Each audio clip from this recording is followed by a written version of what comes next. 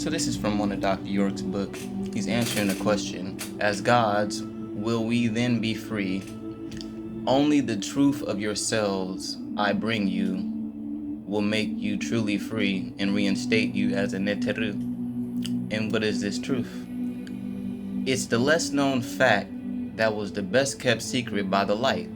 That is, that the true God is the mother.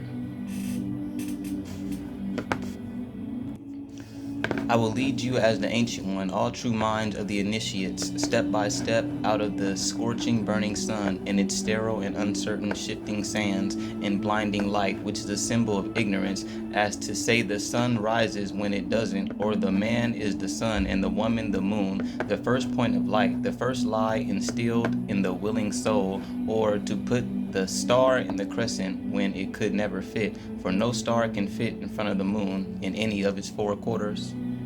The next question asks, is it not all merely symbolism? He said, is not all this symbolism merely symbolism? His answer is yes. The signs and symbols are the marks. Hold on, I gotta scroll through some pictures. Along the road, and I, the Son of Righteousness, have risen with healing in my wings, to extinguish the light of ignorance taught by the son, the father, the uncle, and the brother about the daughter, the mother, the aunt, and the sister. That light has deceived so many, called the light of truth and knowledge. That is the same blinding light taught by men about man's superiority and origin as first, the lights that lights the halls of science, the chambers of culture, the institutions of learning, and lodges of secrets. What do they teach? They teach myths, fables, tales, stories, and legends, which they call truth. And that same light has blinded you as religion. And where did all this come from? Or where did you come from? I, as a neteru, as a pillar of my great society, Riskians, from the 9th galaxy, Ilium, that comes from a star Septu, which you call Sirius, my newly acquired home after the cataclysmic calamity of Ritz. So I'm a man from planet Ritz. Let's skip some of this. Alright. We as etheric beings or spiritual beings existed before gender or creation of men and women on this planet, and in order of existence, the fact is that women, or the female, genetically existed before the creation of men, or the male. This is the best kept secret that is the best to be made known now, because the mother wants to be put on the throne where she rightfully belongs. If there's any proof of this, archaeologists today have traced fossils back to 200 to 300,000 years ago. They trace back to one woman's gene called mitochondria. The gene proven to be transferred from the mother to the child, never from the father to the child. Mitochondria is also proven to be the gene that produces nearly all the energy to keep a cell alive.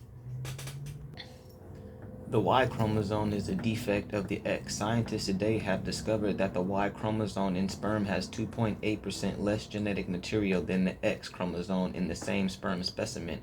Researchers were able to sift sperm to produce samples in which 85% of cells had an X chromosome. In fact, the X chromosome is 5 times larger than the Y chromosome, which means that females existed for generations without males. To get the Y chromosome out of an X chromosomes, you lose one of your points. Thus, the chromosome is defective, which is why a man has the same components on his body that woman does, for example, the breast and nipples. However, men don't breastfeed. Men are a genetic defect of women. A woman not only breastfeeds her children, but she nurtures the whole world with her wisdom. That is seen in the mother-child statue of ancient Tamare of the seated woman breastfeeding the child, who not only symbolizes a woman, but wears the horn of the bull. So she takes on the role of woman and man, or a symbol of Hathor and Re, to find that the first being anthropologists had to use 147 pregnant women to donate their babies' placentas to science. Interesting. If you look at the phonetics of the word nurture, you can hear nature. They stem from the same root word, yet man is considered a part of nature. And should he not be? Actually, no. Based on the meaning of the word nature, which finds its root in nurture, you must ask yourself, were beings here before nature, or was nature here before the human being? The meaning is self-explanatory. The word nurture is to breastfeed, which is the key signature of a mammal, and a man does not breastfeed its young, which puts him in the manifestation of nature, not the manifestor of nature, which is the mother. How come the mother is the only nurturer? The mother is God. She grows each being, male or female, in her womb. Can she perform this act without a male? Yes, it was obviously the original way, and in many cases still happens today. The process is called parthenogenesis. He actually goes through and explains some of what happens, but I'm not about to read all that. You guys get the gist of it. How did women lose their role as gods and become subservient to her offspring, the male? Through her love and compassion, which weakened her into submission, women lost their rule when they grew to love their offspring, and thus through this emotion and love, it yielded to his rule. So why does women use men to reproduce? This servant was upgraded by the creation of what is called steroids. Oh shit, that's long. I'm not reading all that. Stop being lazy. It's called steroids today. That would be the utilization of the reptilian strength, which is defined as the poison of the toad and the male's own testosterone fluids. This would speed up his metabolism, increase muscle strength, hair growth, body structure, making him suitable work machine, hunter and slave. In time, she became attracted to his masculinity and became the fondness that women as gods grew for man. She eventually wanted to give birth to the same genes as her offspring, and thus she used his genes to create a duplicate of him and her. To make the bond closer, it was because of the toad or reptilian poison over developed muscular men after the use of steroids began to take on the appearance of an outstretched frog. As generations went by, women depended on the male for reproduction, and she lost the knowledge of reproducing on her own by giving the power to the man to protect, defend, hunt for her. Eventually, he turned his weapons, strength, and power on her, and he does to this day, and he rules not by intellect, but by brute force.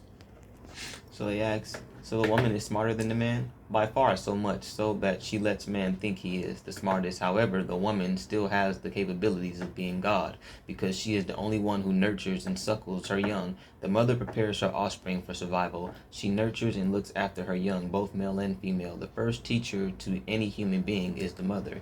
If you notice everything that a man has on his body, a woman has the same thing. However, this fact proves that women are superior because men has breasts and nipples but can't breastfeed. And I'm not going to explain the whole process, but if you don't know, your wiener is a elongated clitoris, basically. Crazy. Just wanted to share a couple of those pages so women, you can understand your power and understand why some of these men have to rule you with an iron fist. But you need to step back into that power. But these women of power, they weren't like y'all. They were like righteous. They dressed righteous in the long, beautiful gowns and shit. You know, they didn't just show their body to any man. Not that they had to cover up everything and be head to toe and fucking shit, you know. But because they knew they had to teach the young men and the young women, you can't have your titties out and be teaching the boys. You just gonna turn them into lustful men and then blame them for being lustful men like crazy. You just gotta get back to my